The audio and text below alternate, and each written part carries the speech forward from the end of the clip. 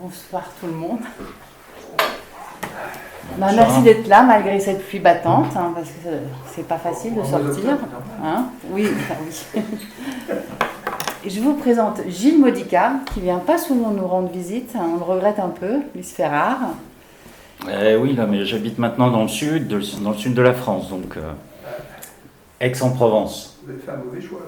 Donc, non, je me suis rapproché de la Corse, mais je me suis éloigné de Chamonix, donc ça devient compliqué, quoi. Gilles Modica qui a publié chez nous quand même pas mal de bouquins, Les Grandes Premières du Mont Blanc, auteur aussi de 1865, l'âge d'or de l'alpinisme, et auteur de Everest et Conquérant. C'est tout, non, ce que... Ah, il y a encore un autre petit bouquin qui s'appelle Vertige, qui est un recueil d'articles paru dans la presse. Voilà. J'avais oublié. Et mais qui vient aujourd'hui pour l'île Montagne. L'île Montagne, la Corse, vue du GR20. Ton jardin secret. Voilà, bah écoute, oui, depuis pratiquement une trentaine d'années, ouais. Bon. Mais jardin secret, ouais. Peut-être pour les gens qui ne te connaissent pas trop, tu peux te présenter, enfin dire, oui, tu es auteur, journaliste, alpiniste. Alors oui, donc j'ai fait beaucoup de montagnes, disons, difficiles pendant une bonne vingtaine d'années. Et ensuite, je me suis un peu reconverti dans l'histoire de l'alpinisme. Les récits des anciens m'ont beaucoup intéressé, m'ont permis de mieux me comprendre, en fait, de mieux comprendre mon expérience de la montagne. Et de fil en aiguille, donc j'ai travaillé pour la presse, Presse Montagne, Montagne Magazine, Trek Magazine. Et j'ai fait des livres donc, chez Guérin et chez Catherine Destivelle, chez Glénat aussi. Ce sont la plupart du temps en fait, des livres d'histoire de la montagne, d'histoire de l'alpinisme. Et donc là, ça fait une dizaine d'années en fait que je suis constamment un peu dans les revues, les récits anciens, et de temps à autre, j'en sors.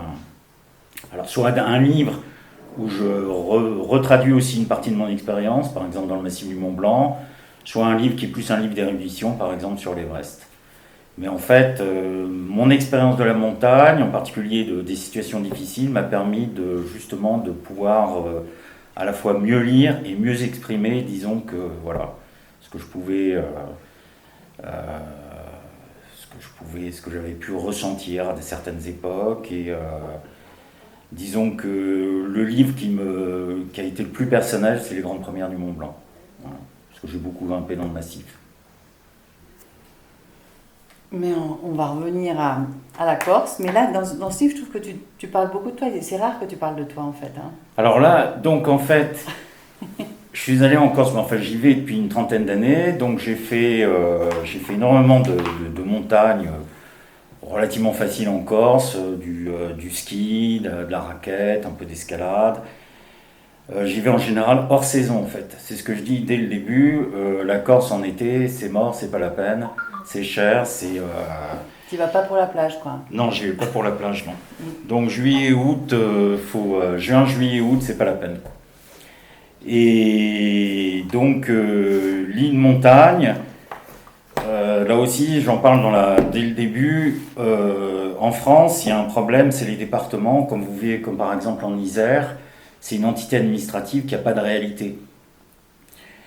Ce qui a de la réalité, en fait, c'est les provinces comme le Dauphiné ou les vieux pays, la Savoie, l'Auvergne.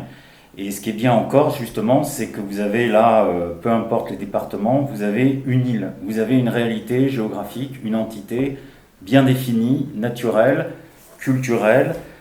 Et ça, comment dirais-je, vous vous attachez d'autant plus à ce type de... voilà, donc à ce type de paysage, à cette géographie, alors que moi, par exemple, qui ai longtemps habité à Grenoble, pour moi, l'Isère n'a toujours pas d'existence, en fait, d'une certaine manière.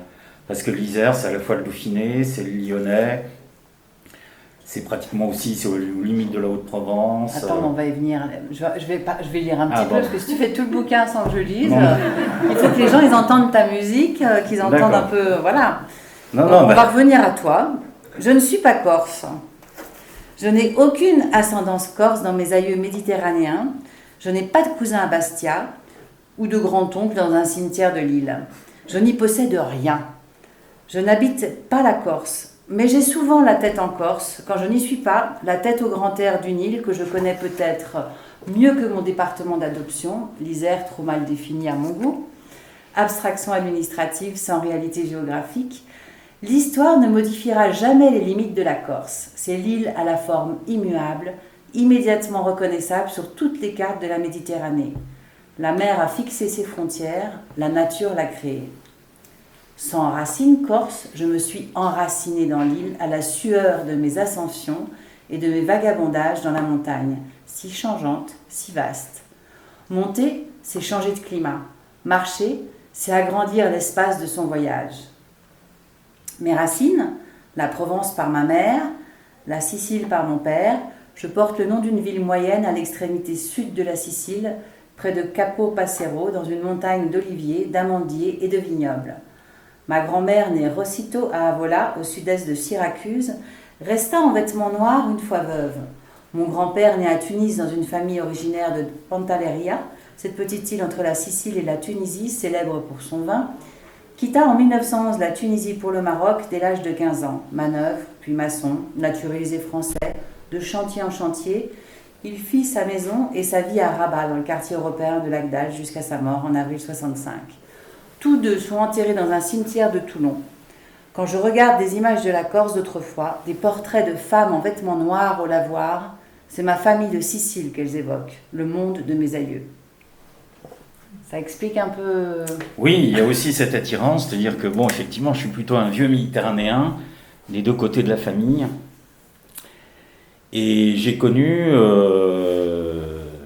la Corse, en fait, c'est une île qui est restée longtemps très catholique, très marquée par le catholicisme. Et comme tous les rivages catholiques de la Méditerranée, on s'habillait en noir, en particulier les femmes. Donc, et en Corse, plus encore qu'en Sicile à une époque.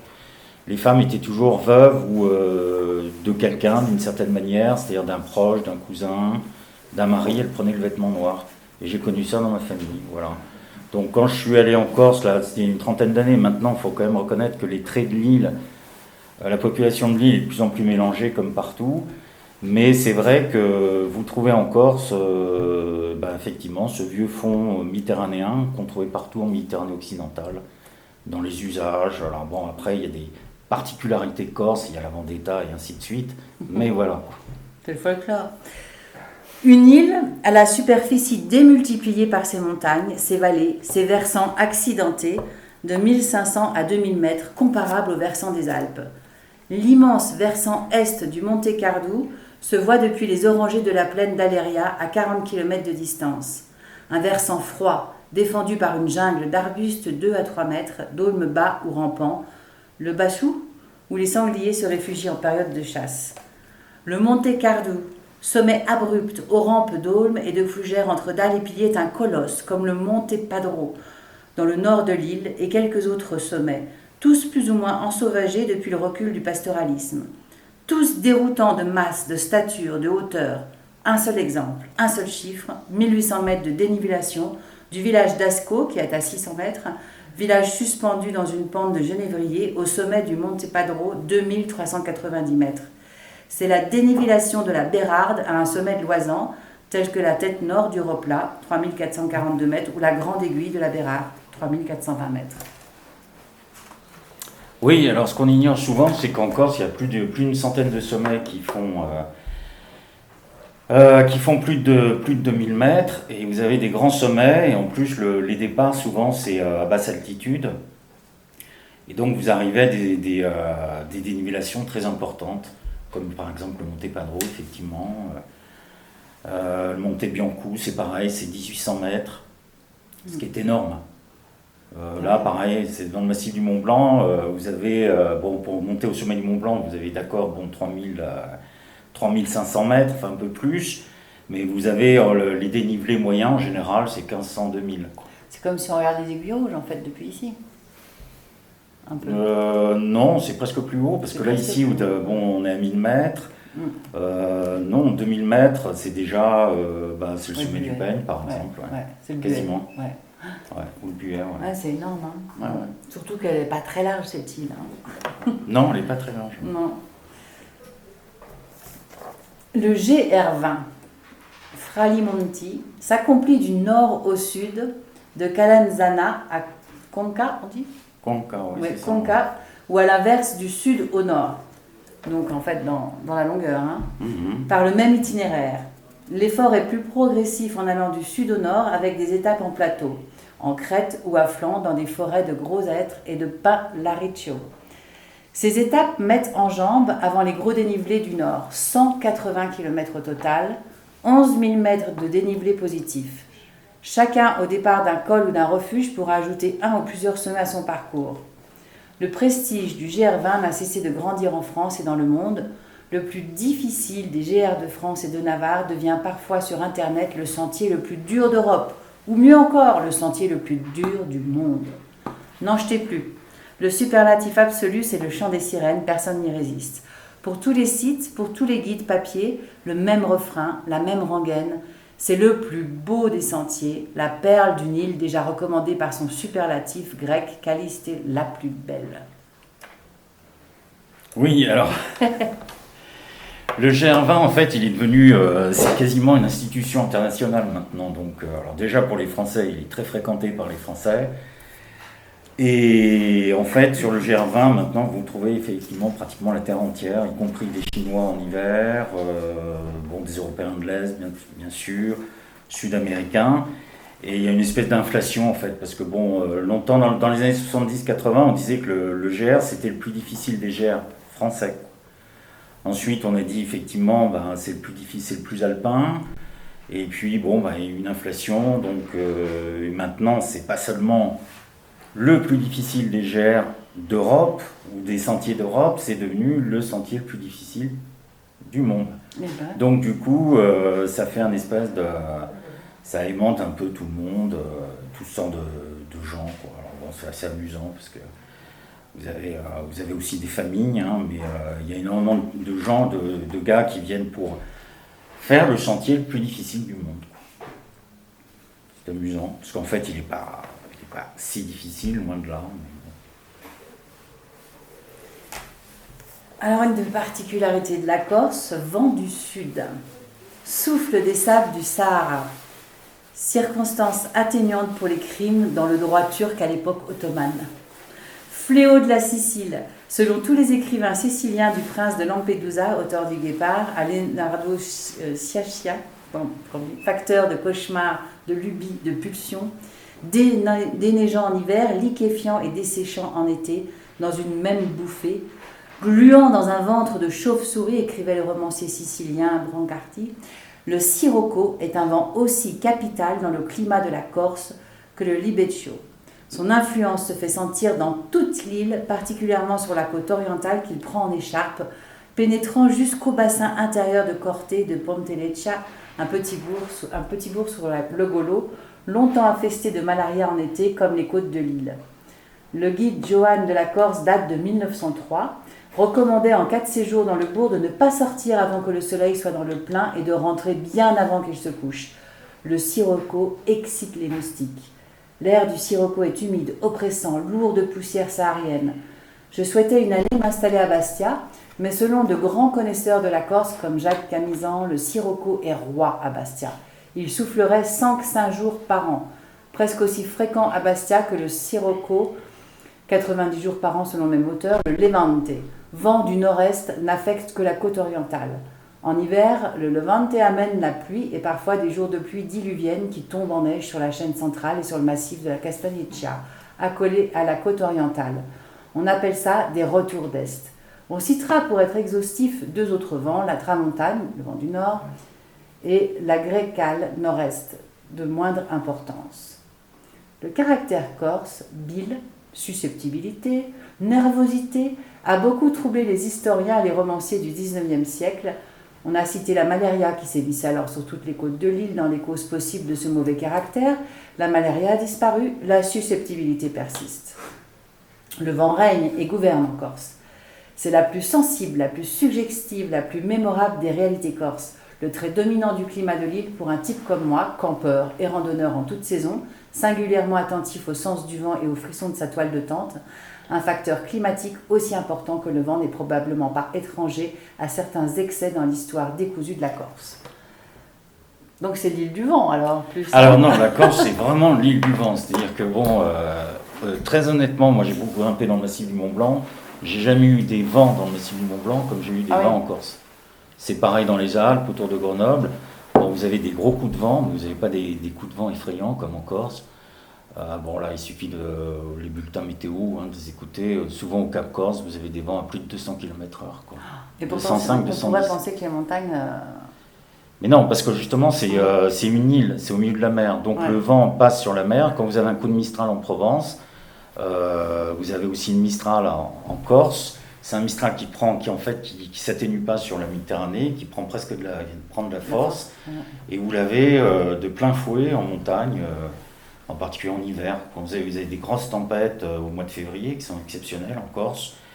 Et en montagne, vous avez des vents à 150, 180. Voilà, c'est ce que je raconte une fois, là, au Monte Padro, là.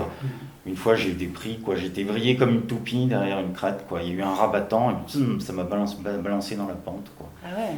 Non, le vent en Corse, c'est une réalité, c'est vraiment l'île du vent, et de plusieurs vents. Donc, alors effectivement, il y a des coups de Mistral énormes, mais vous avez aussi le vent du sud, le fameux Sirocco. Alors, le Sirocco, ici, on l'a de temps à autre. C'est le vent qui fait la neige jaune, le fun.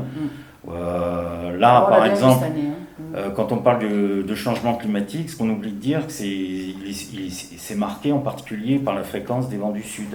Et c'est les vents qui font fondre les glaciers. Voilà. Le Sirocco, il y a énormément. Bon, cette année, il y a eu presque 3 semaines de Sirocco, par exemple, en Provence. Ça a beaucoup soufflé. Et ça, c'est vraiment destructeur pour la neige. Au mois de mars, c'était jaune. Voilà, oui, il y a eu un sacré coup. Alors en Corse, vous avez bientôt, l'année où j'ai fait le GR20, c'est monté à 41 degrés à Ajaccio, un coup de Sirocco. C'était en mois de juin ? C'était en 2019, au mois de juin. Ouais. Ça peut monter à 41, 43, on est à la limite de presque 45 bientôt. Alors là, vous avez un espèce de ciel nébuleux, c'est très curieux comme temps. Ouais, on est sous un sèche-cheveux, quoi. Ah complètement, c'est sous d'un sèche-cheveux, et puis surtout ça fait une luminosité très particulière. C'est très curieux le Sirocco. Et là, ça vous pompe en 2 heures de marche. Là. Et donc c'est ce qui explique le caractère corse, plus que la malaria. Alors le Sirocco, en fait, dans toute la Méditerranée, il a toujours été très craint, en particulier en Sicile, entre autres, mais en Afrique du Nord aussi. C'est le vent du désert, c'est le vent qui vient du sud. Vous avez la même chose en Égypte, vous avez le Simoun, le Kamsin, c'est des vents du sud. C'est des vents qui changent complètement l'atmosphère. Vous montez d'un coup en quelques heures à 40-45 degrés et vous vous sentez bizarre. Ça vous donne des rêves bizarres, agressif, alors j'ai l'impression. Souvent assez agressif, des rêves d'agression. Oui, non, c'est très curieux. Ça, partant de Sirocco, vous avez facilement des cauchemars. Des cauchemars marquants, effectivement. Donc voilà, c'est pour ça que j'en parle. Et je pense que le caractère corse, alors après, le caractère corse, on peut l'expliquer, il y a plusieurs explications. Mais il y a eu la malaria aussi. Visiblement, ils l'ont eu plus longtemps qu'en France, quoi, c'est évident. Ah oui, tout à fait. C'est les Américains qui ont supprimé la malaria en fait en 1944, lorsqu'ils ont installé un aérodrome à Ghisonaccia. Ils ont bombardé, la Corse a été libérée en 1943 et ils ont immédiatement installé des avions en Corse. D'accord. Et donc Ghisonaccia, c'est dans une région de marais, les marais sont très près, et donc ils ont saturé avec le DDT pour supprimer le moustique. À partir de là, la malaria, il y en a eu beaucoup moins. Donc ça a été systématiquement traité 45-50. Tous les étangs que vous avez, l'étang de Bigoulia au sud de Bastia, c'était infesté justement de moustiques. On va retourner au GR. Alors le GR. Vous allez faire le GR20. Ça c'est quand tu montes dans un taxi. Je ne pouvais pas mieux tomber. Ce jeune homme est un de ces lièvres qui courent dans la montagne corse depuis quelques années. Un trailer dans le jargon franglais, contemporain, un amateur de course à pied dans la langue d'hier. Le succès du trail est aussi massif en Corse que sur le continent. La trentaine, sportive, lunettes de soleil, un coude à la fenêtre ouverte, une main sur le volant, conduite détendue sur la route de Conca, mon lièvre me détaille quelques-unes des 70 à 80 courses organisées chaque année sur l'île, dont une en hiver, le Trail Blanc, dans les gorges de la Restonica, annulé cette année faute de neige. Je me suis fait répéter le chiffre. 70 à 80 ? Courir en montagne est furieusement à la mode dans l'île de Beauté. On court dans la neige de janvier autour des lacs de la Restonica, dans les gorges de Taviano, en juillet sur les falaises de Bonifacio et au mois d'octobre sur les chemins littoraux du Cap Corse dans le pays d'Ajaccio. Il y a 50 ans, la Corse tournait plus ou moins le dos à ses sommets. La Corse des montagnes n'attirait que les chasseurs et un cercle plutôt restreint d'alpinistes ou de randonneurs dotés de quelques livres qui semblaient indispensables, les 100 plus belles courses et randonnées de la Corse d'Henri Agresti et Jean-Paul Quilici et le guide Michel Fabricant. Sur les montagnes corses, un travail particulièrement soigné et précis, cet ancien amiral datait sa passion pour les montagnes corses d'un lever de soleil sur la mer au sommet de l'Incudine, à 2134 mètres, dans le sud de l'île.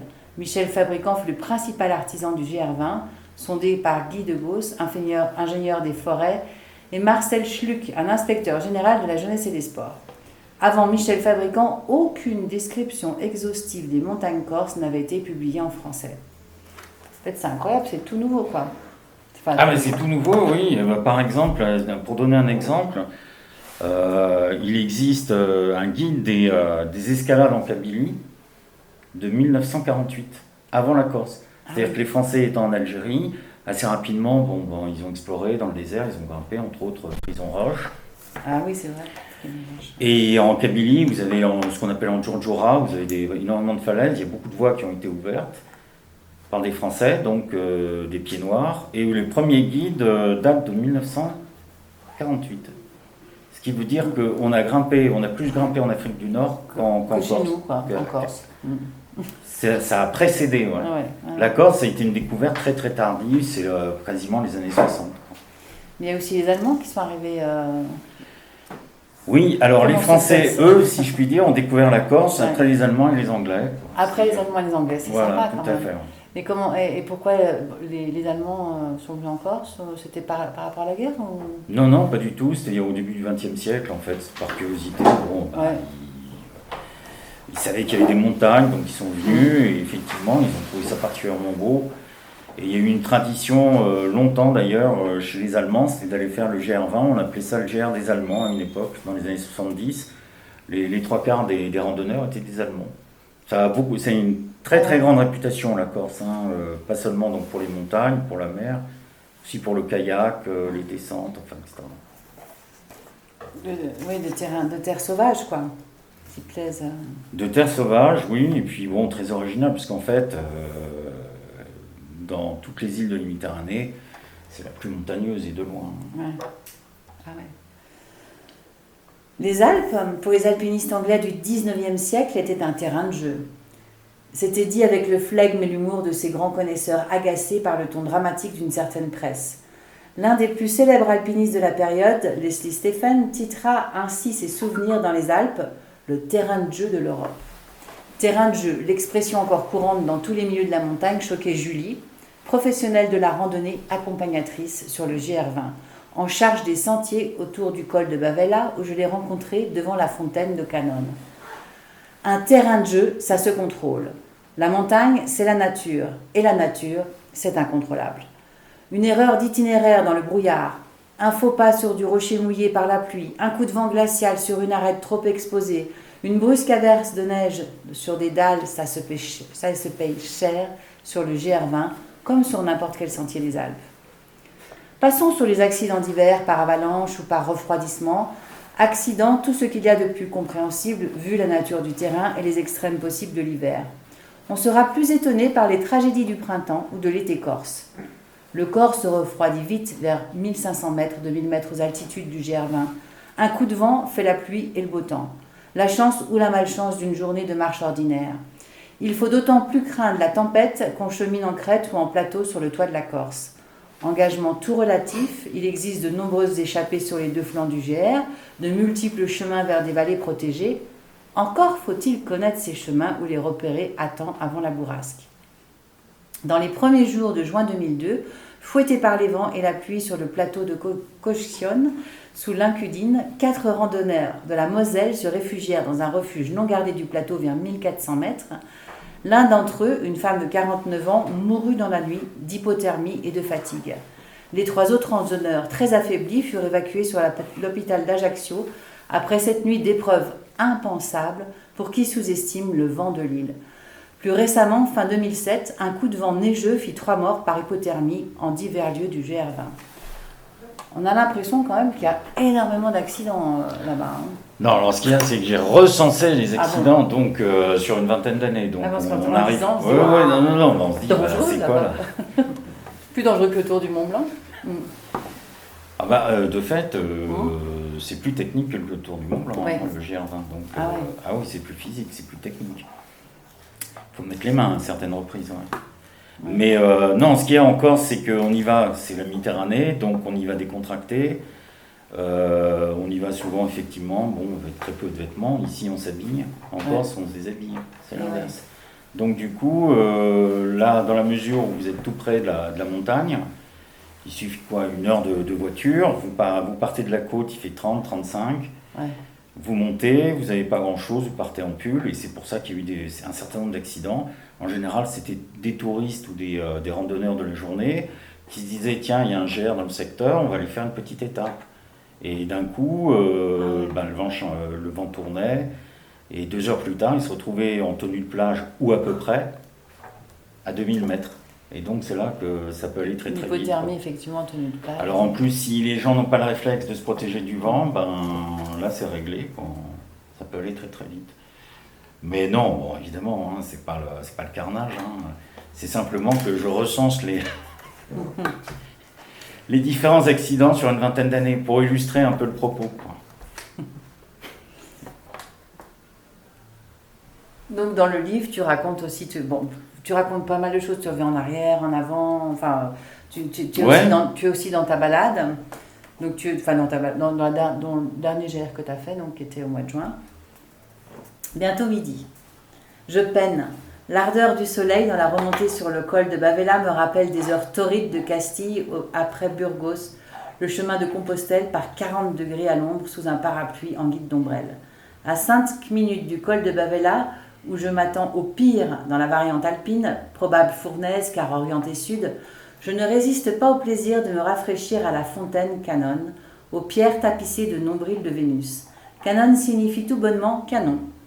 Une allusion possible au trou de la bombe, si mal nommé dans la chaîne à l'aplomb du col de Bavela. L'eau d'une source ou d'une fontaine rassemblait les hommes et les femmes jadis, avant l'eau courante à domicile. Grégor Rovius le dit d'une phrase dans son voyage en Corse, dans le brûlant midi, une source d'eau devient une source de poésie et de sociabilité. Sans la fontaine de Canon, je n'aurais probablement pas autant parlé avec Julie, cette accompagnatrice pour qui la montagne corse n'est pas un terrain de jeu. La fraîcheur, l'écoulement d'une fontaine délie les langues. Je connaissais le record de vitesse de François Daen sur le GR20. Julie me signale un autre record beaucoup plus facile à battre, le record de la lenteur. 33 jours, établi par un musicien à qui on offrait les repas et les nuitées.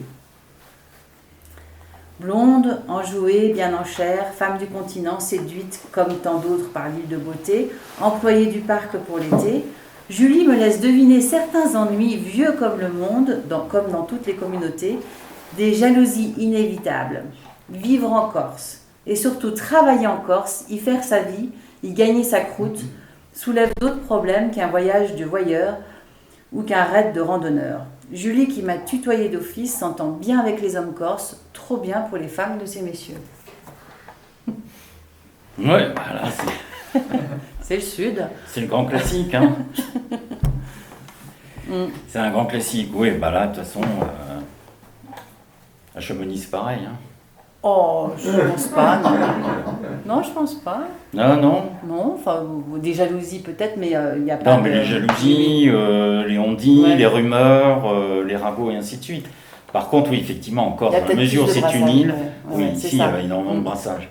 En Corse, il y en a moins. Donc, à partir du moment où vous avez un milieu un peu restreint, là, forcément, il peut y avoir des tensions. Et en plus, c'est une continentale. Donc, elle peut être très, très vite beaucoup sollicitée. Alors, effectivement, voilà. Mais pour en revenir aux sources, sur le GR, enfin, puis encore, c'est des lieux importants, les sources. Oui, bien sûr. Ouais. Donc, comme dans tous les pays méditerranéens, comme en Espagne, ce qu'il y a, c'est que maintenant, évidemment, vous avez l'eau courante, vous avez les refuges, ainsi de suite. Mais malgré tout, la source sur le GR, quand vous trouvez une source, bon, vous êtes aux anges, quoi, parce que bon, effectivement... Elles sont répertoriées, j'imagine. Oui, elles sont répertoriées, oui. Parce que toi, tu racontes que tu pars avec juste ton sac, une bouteille pour la remplir à la source, Ouais, d'eau, c'est ça. et à un moment donné, tu perds ta bouteille. Oui, alors en fait, Quand même. sur le GR, de toute façon, vous avez quand même des refuges maintenant, donc vous avez plus d'une douzaine de refuges, donc vous avez toujours de l'eau d'une certaine manière. Ouais. Alors après, il y a aussi de l'eau courante en Corse, enfin de l'eau des torrents. Au mois de juin, l'eau coule partout, hein, en particulier dans la partie nord, Ouais. parce qu'il y a encore des névés. Donc, non, l'eau, ça pose surtout un problème fin septembre, en fin de saison sèche. Là, effectivement, bon, vous avez beaucoup de torrents qui sont à sec, vous avez beaucoup moins de sources. Donc, du coup, une source a d'autant plus d'importance, quoi. Voilà. Mais ça, c'est dans tous les pays méditerranéens. Si vous marchez en Italie ou ailleurs, ou en Espagne particulièrement, bah oui, l'eau tout de suite reprend toute sa valeur, hein. L'eau d'une fontaine, l'eau d'une source. Et donc, toutes les bergeries sont construites autour d'une source, quoi. Alors, s'il y a une bergerie, il y a toujours une source. C'est impossible de vivre autrement, hein. Donc partout en Corse, vous avez des sources, simplement il y a des sources qui sont taries, il y a des sources qui ont disparu, mais à partir du moment où vous voyez une bergerie, vous savez que dans un rayon autour de la bergerie, vous pouvez trouver une source. Mais en fin septembre, en octobre par exemple, c'est à sec souvent. Et il n'y a pas que de l'eau en Corse, il y a aussi, vous allez voir, plateau au cœur des forêts de deux vallées. Le col de Verde est traversé par une route élargie dans les années 2000 sur le versant oriental. Une petite auberge au col, sous l'auberge, un étagement de bungalows en forêt. Je bois le café à l'auberge, mes lunettes oubliées sur la carte tombent et se cassent sur le dallage au moment où je replie la carte. Pas de rechange possible dans mon sac. Me voilà myope pour le restant du parcours, incapable de définir les traits d'un visage à 10 mètres de distance, condamné à un certain flou dans la perception du voisinage et l'anticipation du terrain. Pas grave, tu le connais par cœur, hein, non? Oui, non, là, oui, bah, de toute façon... T'es en pays connu. Ouais. Mais les renards sont vigilants et tenaces dans les forêts du col de Verde. Sous tente, au col, à mon premier GR20, j'avais laissé un sac de mangeaille à mes pieds. À la nuit, un renard plante ses crocs dans la toile. Je bourre son museau de coups de pied, sans résultat. J'ouvre la tente, je lui jette des pierres. S'écartant au lieu de s'enfuir, le renard bondit dans la tente, me pince à la cuisse droite et se retire dans l'obscurité où il tourne autour du campement. Il disparaît enfin dans la forêt après un coup de lampe dans ses yeux. Le renard sur neige se glisse volontiers dans le creux plus ou moins marqué d'un sentier. Je me suis fait précéder comme ça par un renard en mars 2009, lors d'une montée vers la Boca, à Scafa, dans le massif des aiguilles de Popolasca, sentier étroit dans un vallon accidenté. Mes traces suivaient ou côtoyaient les siennes jusqu'à la Boca. J'avais pris à main gauche vers la dent d'Asco, l'escalade du jour, en chalant dans une neige de plus en plus profonde aux approches de la dent. Le renard avait obliqué à main droite sous le sommet de Turonne, dans le versant d'Asco. Ses traces croisées là-haut dans l'hostilité de l'hiver, à 4 ou 5 heures de marche d'un village assoupi, ça crée une forme de complicité. Mais il y a beaucoup d'animaux, j'ai l'impression, en lisant le bouquin. Ah non, mais en Corse, oui, bien sûr. Ben, de toute façon, là, c'est il pareil. Il est agressif, le renard, quoi. Alors, je pense que c'était une renarde, hein, mais Ouais. à mon avis. Mais... Parce qu'à Chamonix, on a des renards, mais j'ai jamais entendu d'agression de renard. Enfin, Non, à Chamonix, mais non, mais là, Ah, c'est complètement différent. ouais. Chamonix, c'est très Ouais. habité. oui. Non, ce qu'il faut voir, c'est qu'en Corse, vous avez seulement 350 000 habitants, le reste de l'année, Ouais. de résidents permanents. Ouais. Et les montagnes corses, ça s'étend sur pratiquement 200 km. Alors, vous voyez ce que ça veut dire, Ouais. 350 000 habitants, une agglomération comme Grenoble, c'est pratiquement 500 000. Donc, rien Ouais. qu'à Grenoble, vous avez plus d'habitants à Grenoble qu'en Corse. Ouais. Donc, Et les habitants sont plus vers les côtes en plus, non? et en plus, 80% ou 90% de la population corse vit sur la côte, quoi. Donc, le maquis, la montagne corse, c'est beaucoup plus désert en fait que la montagne Ouais. dite continentale, quoi. Voilà. Ça, il faut le savoir. C'est pour ça que vous avez beaucoup de renards, vous avez beaucoup de sangliers, vous avez beaucoup de cochons sauvages. Ouais. Voilà. Et alors, il y a aussi un chat renard. Il y a un chat renard, là, il y a toute une histoire sur le chat renard. Il y a eu plusieurs papiers, il y en a eu un dans le Monde qui a fait pas mal de bruit. En fait, c'est un croisement. Alors, ils sont en train de chercher, effectivement, entre le chat et le renard. C'est une variété c'est un chat sauvage avec une queue particulière. On pense que c'est issu d'un croisement. En ce moment, ils sont en train de chercher, ils en avaient capturé. Il y a eu un papier, il y a eu plusieurs papiers, il y en a eu un dans Le Monde en particulier, qui était assez développé. J'en parle assez longuement là, dans un chapitre, sur ce mystérieux chat renard. Et effectivement, il y a toute une région là où on conçoit très bien que puisse, oui, il y a des croisements. Bah, c'est chouette de dire qu'à l'heure où la biodiversité diminue. Ah mais tout à fait, hein. Non, Non, mais on encore... trouve encore des animaux qui n'existent pas ailleurs, quoi. Ah mais tout à fait, ouais, bien sûr. Bon, c'est pas l'Amérique du Sud, c'est pas l'Amazonie, mais quand même. Ah ouais. On a des surprises. Alors. Et puis alors, il y a des gens qu'on connaît qui ont un peu traîné en Corse, dont Elbronner. Tu parles beaucoup d'Elbronner qui est venu pour faire des expériences. Après 10 minutes de recherche vaine dans le chant de son instrument, les yeux fatigués, douloureux, Elbronner doit recourir à la jumelle binoculaire de Salles pour apercevoir la lumière de Coudon, sommet et fort à 702 mètres au-dessus de Toulon. Elbronner, dès lors, débute une période d'immense joie qui, toute la nuit, sauf pendant l'arrêt prévu de minuit à 2 heures, m'entretiendra dans un état de véritable bonheur surhumain par la vision constamment perçue de 2 feux de Coudon et de Stello. Qu'est-ce qu'il fait en fait Elbronner? Il cherche à relier la Corse au continent. La jonction géodésique de l'île, c'est le terme d'un long travail de 20 ans. L'étoile rouge de Coudon brille sans scintiller. Son éclat persista dans le champ de son cercle azimutal jusqu'à minuit. Descendu au gîte, Elbronner se repose avant de vérifier ses calculs. Au matin du 6 août, il rédige 2 télégrammes de victoire. L'un pour le commandant, Le Drin, à l'arsenal de Toulon, et l'autre pour sa femme, logée à l'hôtel Vizzanova. Joie immense d'annoncer et observer merveilleusement Coudon toute la nuit. Succès, jonction désormais assurée en distance maxima. Donc en fait, Elbronner, c'est celui qu'on connaît là, puisqu'on a la pointe Elbronner. Alors voilà, on a la pointe Elbronner. Alors en fait, donc il a fait pendant une trentaine d'années un certain nombre de campagnes dites géodésiques pour déterminer très exactement donc l'altitude des différents sommets, le kilométrage respectif aussi. Et il a sorti un livre qui s'appelle Une description géométrique des Alpes françaises, qui fait 13 volumes, avec c'est la hauteur de chaque volume, c'est ça fait 500 pages, c'est totalement illisible, c'est bourré de chiffres. Mais alors ce qui est la caractéristique d'Elbronner, c'est que lui, donc, il était obligé de rester au sommet pour faire ses mesures. Donc souvent, il montait avec plusieurs guides, et par exemple, quand il a fait la Meije, il est resté plusieurs heures. Des fois, il lui fallait des conditions de lumière bien particulières. C'est dans les années 20, donc ils n'avaient pas du tout ils n'avaient pas la photographie aérienne. Donc c'était essentiellement pédestre ces campagnes. Et là, ce qui est extraordinaire, c'est qu'au Rotondo, donc il a fait construire une cabane. Il est resté pendant plus de 15 jours au sommet du Rotondo. Qui a plus de 2 et alors une cabane qui existe toujours, où l'on peut toujours dormir. Donc c'est une curiosité de la montagne corse, ce qui fait que quand vous arrivez au sommet du Rotondo, qui est le 2e plus haut sommet de l'île, vous avez la cabane dite Elbronner avec une plaque à la mémoire de la campagne géodésique. Il avait à son service un certain nombre d'officiers, puisque à l'époque il y avait l'armée cantonnée à Corté, il y avait un régiment à Corté. Et il a raconté ça, donc il a d'abord ce qu'on appelle stationné donc d'abord au sommet du Rotondo, ensuite au sommet du Tinto, où là il y a eu une tempête extraordinaire en plein mois d'août. Il s'est fait littéralement expulser, la tente, etc. Enfin bon, bref, ce qui illustre encore ce qu'on disait sur le vent corse, et au Monte Stello.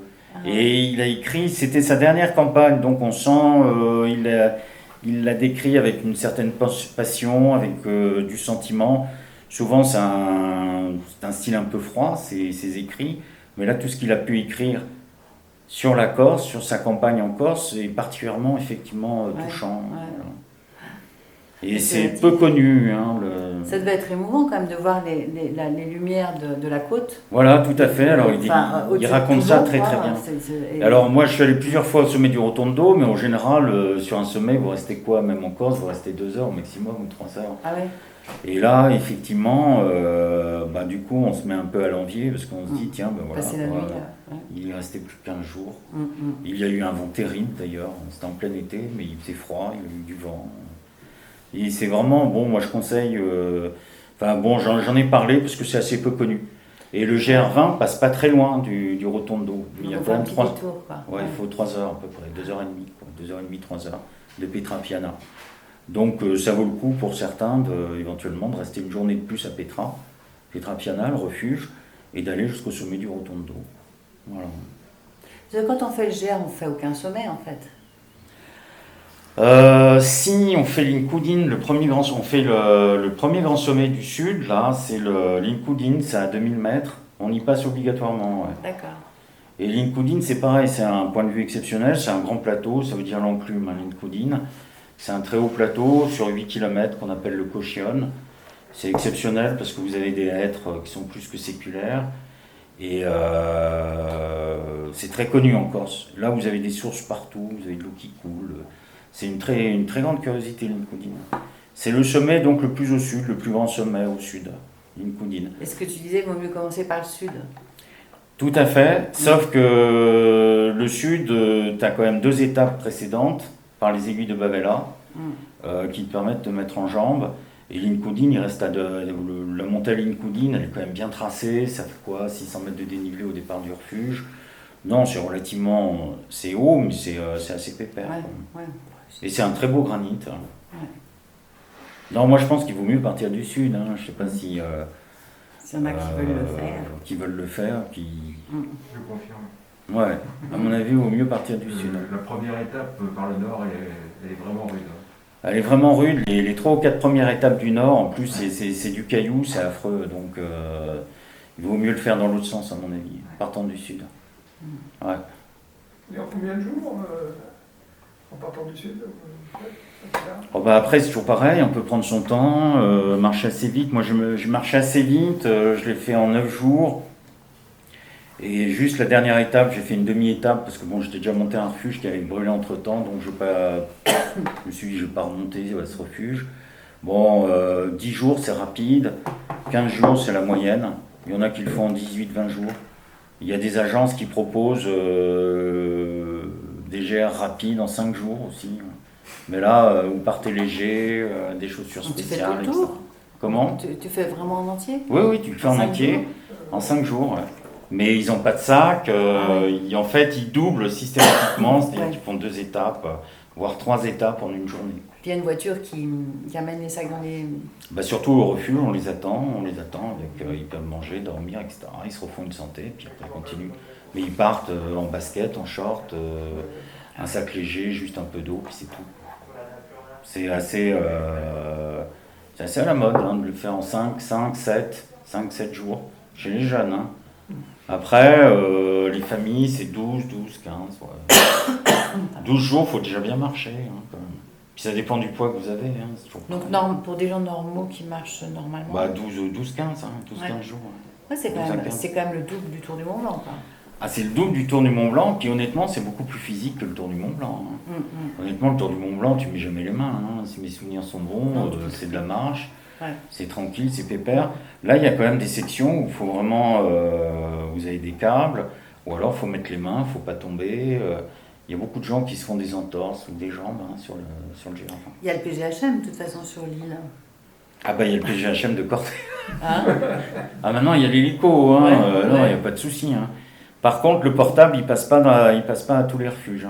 Il passe pas partout. Il passe pas partout. Sur les crêtes, par contre, il passe partout. Si vous êtes sur une crête en Corse, vous pouvez téléphoner au PG, il n'y a pas de souci. Et il y a quand même quelques drames parfois. L'orage aurait pu ne pas éclater ce 10 juin 2015 ou éclater plus tard en soirée. Sommet massif, la Punta Minuta, tout en n'étant pas la cime la plus élevée de la chaîne, en est le principal nœud orographique. Le sommet central où les brumes bourgeonnent fréquemment. Le GR20 traverse son flanc rocheux occidental par un système de couloirs entre la Boca Tumaginesca. Et moi, pardon pour Ouais, la non, mais prononciation, c'est bien, hein, vraiment. Et c'est la bien. Boca Minuta. Ce versant très encaissé ne prend que le soleil de l'après-midi. Des dévers résiduels y sont observables au printemps. L'orage, très localisé, d'une extrême intensité, dura environ 2 heures. Les brumes avaient alerté au moins une randonneuse, Annick Espinas. Elle les aurait signalées à un groupe de marcheurs qui s'engageaient dans le cirque une demi-heure avant les premiers grêlons. Des randonneurs crurent plus prudents de s'immobiliser et de s'abriter durant l'orage. Avec raison, a priori. L'effondrement d'un névé résiduel sous le sommet de la Punta Minuta aurait provoqué l'éboulement. Une coulée de boue, de neige et de cailloux dévasta un couloir où les marcheurs se terraient sous leurs cagoules. Ce jour-là, le centre de secours de Bastia reçut un appel de détresse à 15h07. 2 unités furent immédiatement mobilisées pour des opérations de secours scabreuses malgré l'équipement du cirque. Chaînes, échelles, câbles, le peloton de gendarmerie de la haute montagne de Corté et le groupe montagne des sapeurs-pompiers de Haute-Corse, une 50aine de sauveteurs au total avec une 20aine de véhicules et 4 hélicoptères, dont un Super Puma de la base aérienne de la Ventiseri de Solenzara. Fait frappant, révélateur du volume de l'éboulement et du terrain très accidenté au pied du cirque, il fallut 3 mois pour récupérer tous les corps accidentés. Dès le premier jour, les sauveteurs évacuèrent les corps de 4 victimes, 3 Français et un Belge. Une semaine plus tard, le 18 juin, on repéra une 5e victime dans un ravin du cirque, un homme de 62 ans, officiellement disparu depuis le 10 juin, parisien, marcheur solitaire. Les recherches s'orientèrent alors vers un névé difficile d'accès au pied du cirque. Un 6e corps y fut élitreillé le 28 juillet 2015. Le névé dans sa fonte estivale en rendit un dernier le 15 août 2015, un certain Maxime Flippo de Montpellier, âgé de 33 ans. Waouh, c'est lugubre quand même. C'est un orage. Alors ça c'est le très grave accident effectivement qu'il y a eu sur le GR20 et bon il n'y en a pas eu quand même catastrophe, mais là ça a vraiment été une catastrophe. Il y a eu plusieurs morts, on est passé en fait, il y aurait pu en avoir beaucoup plus, ça s'est joué à quelques minutes. Donc en fait on passe à un moment dans la partie nord, dans ce qu'on appelle le cirque de la solitude, c'est versant ouest, sous la Punta Minuta. Ça fait vraiment comme une espèce de grande conque et il y a des échelles, des câbles et en fait donc il y avait plusieurs équipes et le problème c'est que ça s'est mis à pleuvoir énormément comme là, comme tout à l'heure là. Sauf que bon ça a été encore plus fort, très violent et il y avait un espèce de névé résiduel et donc la pluie a entraîné la chute du névé. Donc après donc dans l'axe il y avait tout un groupe et c'est là qu'il y a eu cet accident. Voilà. Et en fait, on ne savait même pas qui y avait dessous, combien il y avait de Non, personnes. voilà, tout à fait. Alors en Corse, ce qu'il y a, c'est vrai, c'est aussi une particularité de la Corse, c'est que vous avez donc des orages violents et ça dégouline très très vite, quoi. Donc vous avez des torrents, vous avez des fois des torrents en crue, ça peut être difficile à traverser, quoi. Ça peut poser des problèmes, quoi. Mais là, sous la Punta Minuta, c'était vraiment le coin rêvé, puisque ça fait une conque, hein, donc ça a capté toute l'eau qui tombait. Et au milieu de la conque, là, les gens étaient là, ils ont cru bien faire en s'abritant sous un rocher, et en fait ça a tout embarqué. Ouais. Voilà. Mais il y a des gens qui disparaissent aussi. Dans le livre, tu parles de gens, on ne sait pas, on les a jamais retrouvés, évaporés. Alors il y a l'histoire d'un banquier suisse, effectivement, très étonnante, de Neuchâtel, qui a complètement disparu. Alors là pour l'instant on est toujours, enfin la famille en a fait son deuil, il est considéré comme officiellement mort, je pense que pour des tas de raisons. Mais d'après certains, bon alors après c'est toujours pareil, une disparition, quand on ne trouve pas le corps, en France on estime que bon, il y a toujours un espoir éventuellement. Oui, il faut 10 ans, je crois. Le problème c'est qu'il a disparu sur une section très facile en fait du GR20. D'abord c'était un type qui marchait régulièrement, 58 ans, sportif. Et il s'est arrêté à Vitsavone, à l'hôtel de Vitsavone, et le matin, juste avant de prendre le train, il a dit je vais faire une promenade là un peu vers Capanel, c'est un refuge là qui est à quelques heures, et c'est un sentier, bon tout ce qui est plus banal, c'est une des sections les plus faciles du GR20, et il a disparu corps et bien, on ne l'a jamais retrouvé.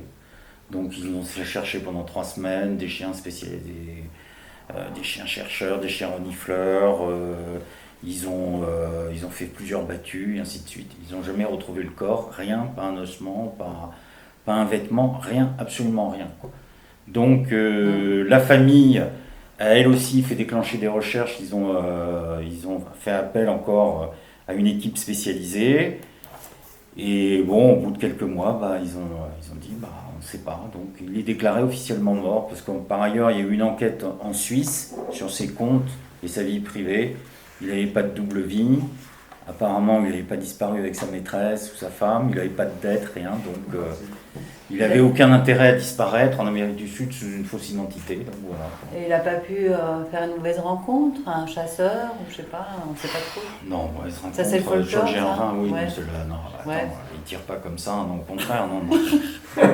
Ils n'ont pas les scopettes. Non, les règlements de compte en Corse, en général, c'est entre Ils se Corses. Hein. trompent. Non, Mais ils tirent pas sur les touristes. Oui. Ah, tu vois, un chasseur qui aurait pu, Oui, c'est ça. et après qui aurait tout fait pour... Ouais. De toute façon, c'est pas la période de chasse. Non, honnêtement, tout le monde s'interroge en Corse.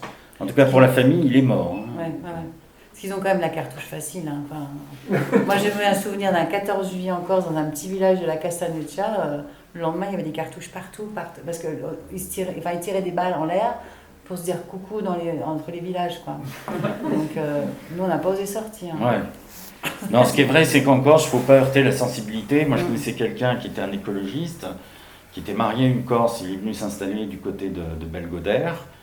Et comme bon écologiste, dans le maquis, ramasser les douilles des chasseurs. Ouais, c'est ça. Ouais. Et un jour, il est arrivé donc à l'île Rousse. Il a fait un grand tas au milieu de la place, devant tous les Corses. Et il a brûlé les cartouches. Donc les Corses, et donc lui, il était contre la chasse, bien sûr, en tant qu'écologiste. Et donc les Corses étaient furieux, parce que la chasse, bon, c'est ce que je dis, c'est quasiment une religion en Corse. Bah oui. Et ils habitaient dans un vallon un peu isolé au-dessus de l'île Rousse, à quelques kilomètres, quoi. Et 6 mois plus tard, donc c'est un vallon extrêmement calme, ils étaient heureux comme tout. 6 mois plus tard, mystérieusement, il y a un baltrap qui s'est ouvert à 50 mètres de chez eux, quoi. Et sans arrêt, il y avait pan, pan, pan, pan. Ah ouais. C'était la vengeance des chasseurs. Ouais. Et du coup, ils ont quitté l'île, quoi. Ouais. Après, c'était... Non, c'est vrai qu'en Corse, il faut être un peu prudent sur certains sujets, quoi. C'est peut-être pour ça que tu t'y es pas installé. Bon, il n'y a pas que le vent. Ah non, moi je pense que non, il y a le fait qu'en Corse, c'est cher aussi, hein, c'est relativement cher. Ah ouais, c'est cher. Et puis après, tu es un peu coincé en Corse, hein, c'est-à-dire qu'à chaque fois, tu es obligé de prendre bateau ou avion. Oui, c'est une île, ouais. Et puis, non, en Corse, il y a moyen de trouver. Hein, non, mais là, tu es vraiment coupé du continent le reste de l'année. Pour bosser, des fois, ça pose des problèmes. Là, c'est vrai. Peut-être ultérieurement, mais... Tu te rapproches tout doucement. Allez, je me rapproche. Tranquillement. Est-ce que vous avez des questions? Il ne faut pas hésiter. Hein. Parce qu'on a une encyclopédie à côté là, qui peut vous répondre. Ah ben sur la Corse, effectivement, il y a beaucoup de choses qui sont peu connues. Ouais. Et, Bon, j'en parle dans ce mal, livre, hein, on ouais. connaît très mal. Parce que, en fait, on a toujours les images des plages, Bonifacio, Palombadja. Voilà, en fait, là, pour beaucoup de gens, moi j'avais une amie, c'est assez extraordinaire. C'est pour prouver qu'en fait, pour montrer comment chacun en fait ne voit que ce qui l'intéresse. Elle est allée en Corse 2 étés dans le Cap Corse. Elle y est allée pour se baigner chez un ami, donc il y avait une belle propriété, quoi. Et un jour, je la croise dans les rues de Grenoble, et c'était au mois de mars, je lui dis, je vais en Corse pour faire de la montagne. Elle me dit, mais tu vas faire de la montagne en Corse? Je dis, bah oui. Elle me dit, mais il y a des montagnes en Corse. Et ouais. Bon, là, c'est classique, hein. Ouais. C'est pareil, j'ai une bonne histoire avec un copain sur une brocante. Lui, il cherchait un chapeau, moi des bouquins, quoi. Donc lui, il voyait constamment les chapeaux, à chaque étalage, il voyait un chapeau, quoi. Il disait, ah tiens, un chapeau. Moi, je voyais pas les chapeaux, je voyais que les bouquins. Ah oui. Donc c'est constamment comme ça, en fait, dans la vie. Chacun ne voit que ce qui l'intéresse, le reste, totalement aveugle. Toi, c'est les montagnes, de toute façon. Ah bah là, en Corse, moi, je vois que les montagnes, hein, parce que bon, après, non, mais il y a la côte, il y a des bouquins de côte, hein. Ouais. Il y a les sentiers côtiers, sentier de Campo Moro, il y a le désert des Agriates, si vous avez l'occasion de les faire. Moi, ce que je recommande, c'est le hors-saison, en fait, hein, si vous avez la possibilité. Parce que là, en été, quand même, il y a vraiment... il fait chaud, il y a du monde, c'est plus cher, c'est plus difficile à se loger. Mais une arrière-saison, octobre, ou alors en hiver, pour ceux qui aiment bien Vous avez des tas de possibilités. Dès que... faut juste guetter, quoi, les chutes de neige. Des fois, vous avez des grosses chutes de neige, vous avez 1 mètre. C'est à ce moment-là, quoi. Il faut aller en février, en mars. En ski de rando? Ski de rando, raquettes, vous avez de la belle raquette aussi, ouais, c'est sympa. Des petits, des petits couloirs à 45, c'est pas très dur, hein, mais... et d'un coup, alors là, la Corse, pour le coup, là, elle est vraiment transfigurée. Hein, vous pouvez avoir beaucoup de neige au mois de mars. Justement, un retour d'Est, là, début mars, un coup de Levante, là, ça vient d'Italie, ça tombe sur la Toscane, ça vient heurter la Corse, et là, vous pouvez avoir 50 à 80 cm. C'est bien. Au-dessus de 1500 mètres. Ah oui. Ouais. Au-dessus de 1500 sur la côte, sur la côte, il neigeote, mais ça tient pas, quoi. Ouais. Et puis en hiver, ce qui est sympa, c'est que vous pouvez alterner, donc pour ceux qui craignent pas l'eau froide, vous pouvez vous baigner quand même. Hein. Oui.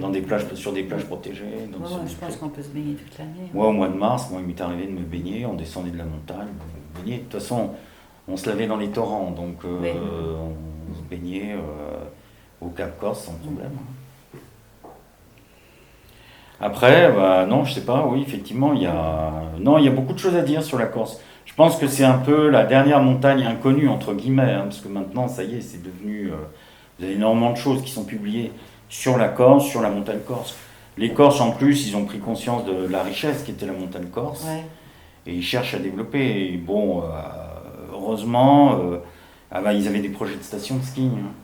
Et heureusement, comme l'enneigement est très irrégulier, ça n'a pas débouché. Mais heureusement, parce que sinon, il y avait un projet de téléphérique de Corté à 500 mètres qui montait directement vers les pentes du Cardo. Là. Il y a une très belle pente là, qui est très enneigée l'hiver, toujours enneigée, mais en dessous il n'y a plus rien. Mais heureusement, ça n'intéresse pas les promoteurs. Parce que pour l'instant, de toute façon, à mon avis, tant que sur la côte il y aura des possibilités de bâtir, ils bâtiront sur la côte. C'est beaucoup plus lucratif. Le foncier a été multiplié en 10 ans, ça a été multiplié par 200, 300, c'est terrible. Ah oui? Ah oui, c'est terrible en Corse. Terrible. C'est... C'est-à-dire qu'on est toujours à la recherche de territoires encore plus sauvages, quoi. Donc, le problème, c'est que toute la côte française méditerranéenne, elle a été construite. Donc maintenant, il n'y a que la Corse où il reste encore des... Alors le conservatoire du littoral a acheté énormément de terrain. Donc heureusement, il y a des zones totalement protégées. Mais donc il y a les Agriates, entre autres, hein, comme Pomoro et ainsi de suite. Mais il y a des promoteurs il y a de l'argent, italien, il y a de l'argent russe, il y a de l'argent français. Il y a encore des combines, à partir du moment où vous avez un cousin ou un réseau, n'importe. Ça construit en Corse. Et puis chacun veut aussi sa maison individuelle, hein, c'est l'éternel problème. Comme sur la Costa, hein. Parce que comme à Chamonix, ici, c'est devenu... Enfin, en tout cas, la vallée de l'Arve, c'est impressionnant. Hein. Depuis Cluse, ça s'est construit énormément. Mais c'est Ces dynamique, maisons, il y a aussi des industries, il y a du boulot, il y a de l'emploi. Donc, après, c'est toujours pareil, bien sûr. Ça attire. Et puis l'intérêt de la Corse aussi, c'est que c'est tout bête à dire, c'est une île, on prend le bateau. Moi j'aime bien prendre le bateau, donc voilà. C'est déjà l'exotisme, pas vrai? Ouais, c'est un petit côté exotique. J'ai toujours l'impression de partir très loin quand on prenait le bateau. L'avion maintenant c'est tellement banal que de toute façon tous les avions se ressemblent. Et paradoxalement, vous savez pas trop alors que le bateau il a encore un petit côté vent marin, grand large. Transatlantique, transméditerranée, on va jusqu'à Suez. C'est vrai que avant, vous aviez les messageries maritimes, là, au départ de Marseille, vous alliez jusqu'à Yokohama au Japon, c'était marrant. Mais d'ailleurs, c'est dire à quel point le bateau fait encore rêver, puisqu'ils font des croisières, mais c'est des croisières géantes, là, ils sont à 3 ou 4 000. Mais le bateau fait encore rêver, malgré tout le monde. Plus que l'avion, parce que l'avion, honnêtement, il n'y a plus rien. Sauf pour des petits avions, sur des petits avions, vous avez 30 ou 40 places, c'est sympa, parce que vous êtes encore près du sol, vous voyez pas mal de choses, vous pouvez discuter avec tout le monde est un peu détendu, mais les gros porteurs, c'est fini. Hein. Non, c'est vrai. C'est une autre façon de voyager. Plus en douceur, le bateau. Est-ce qu'il y a des questions?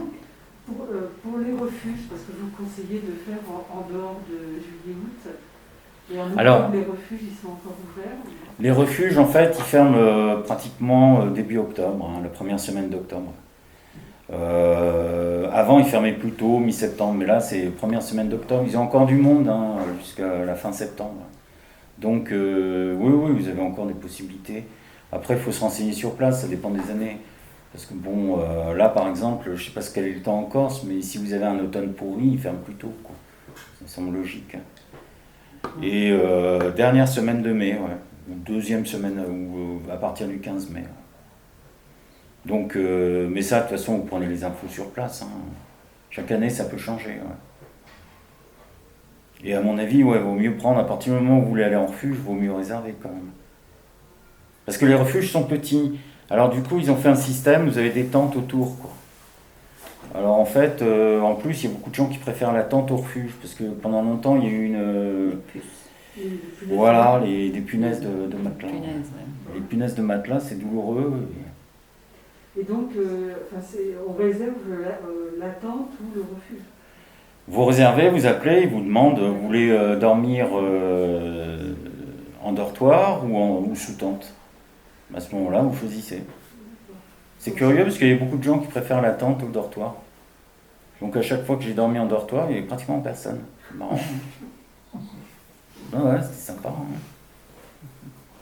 Mais peut-être parce que la tente, c'est des petites tentes de place, donc il y a plus d'intimité. Ça peut être une histoire comme ça. Mais en septembre, les jours sont assez courts. Ça tombe vite, je trouve. Non? En septembre, il faut partir un peu plus tôt, c'est tout. Ouais. Mais par contre, vous n'êtes pas fusillé par le soleil, quoi. Ouais. Honnêtement, déjà, vous avez des versants d'ombre. Le soleil est déjà beaucoup plus bas sur l'horizon. C'est un pays de montagne. En versant nord, ça reste... non, c'est bien. En septembre, vous n'avez pas trop de coups de chaud. En juin, moi, la dernière fois que je l'ai fait, c'était donc au mois de juin. Alors, oh, la vache. Il y a eu 3 coups de sirocco. Enfin, il y en a eu surtout 2 très sérieux. Là, vous êtes vraiment... c'est vraiment fatigant. C'est pénible, sans grand intérêt, en fait. Enfin, je veux dire, pénible, ça, il faut forcer, quoi. Donc, c'est pas vraiment le but. Bon, il y en a qui aiment bien forcer, mais là, par exemple, sur le GR20, non. En plus, vous avez des belles... vous avez des limpidités fin septembre, début octobre, qui sont... Vous avez la lumière de la Méditerranée à l'automne, là, c'est magnifique. Eh ben, merci de nous faire rêver et de nous emmener dans on prend ton jardin secret. Soir, dans ton jardin secret. Si jamais vous voulez faire dédicacer votre livre ou discuter avec Gilles, il est encore là. Merci beaucoup pour votre attention. Merci bien. Merci. Bravo.